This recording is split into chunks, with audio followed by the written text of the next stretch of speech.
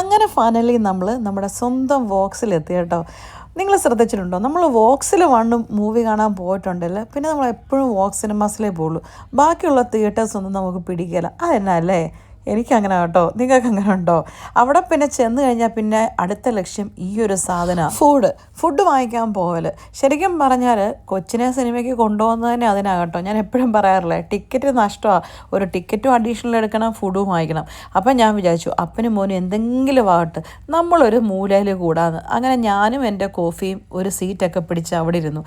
കാരണം ഇവർ സിനിമയ്ക്ക് കയറിയാൽ അല്ലെങ്കിൽ സിനിമ തിയേറ്ററിൽ പോയി കഴിഞ്ഞാൽ ഫുഡ് വാങ്ങിച്ച് വരാൻ കുറേ സമയം എടുക്കും. ഇങ്ങോട്ട് നോക്കി രണ്ടുപേരുടെയും കയ്യിൽ എന്തോരം കവറാന്ന്, പോപ്കോൺ ആയിട്ടും അതായിട്ടും ഡ്രിങ്ക്സ് ആയിട്ടും വേറെ എന്തൊക്കെയോ കിടുതാപ്പുകളൊക്കെ വാങ്ങിച്ചുകൊണ്ട് വരുന്നുണ്ട്.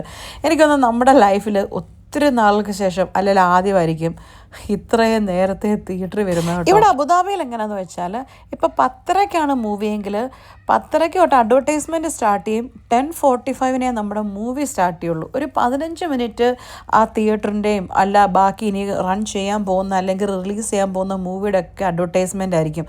പക്ഷേ ഇത് സാധാരണ നമ്മളെപ്പോഴും നമ്മൾ ആ മുഹൂർത്തത്തിൽ പോയി ഓടിക്കയറുക. ഞാൻ പറഞ്ഞാൽ ഇത് ആദ്യമായിട്ട് ചെന്നു, മൂവിയൊന്നും തുടങ്ങിയില്ലെന്നേ. അപ്പം ഞാൻ വിചാരിച്ചെന്നാൽ എന്തെങ്കിലുമൊക്കെ കഴിക്കാമെന്ന്. കാരണം ഇവർ ഇഷ്ടം പോലെ ഫുഡ് വാങ്ങിച്ചിട്ടുണ്ടല്ലോ. പിന്നെ ഫുഡ് വാങ്ങിച്ചുകൊണ്ടൊന്നും അവർക്ക് ഫീൽ ആവത്തില്ലേ, അതുകൊണ്ടും കൂടെ കേട്ടോ.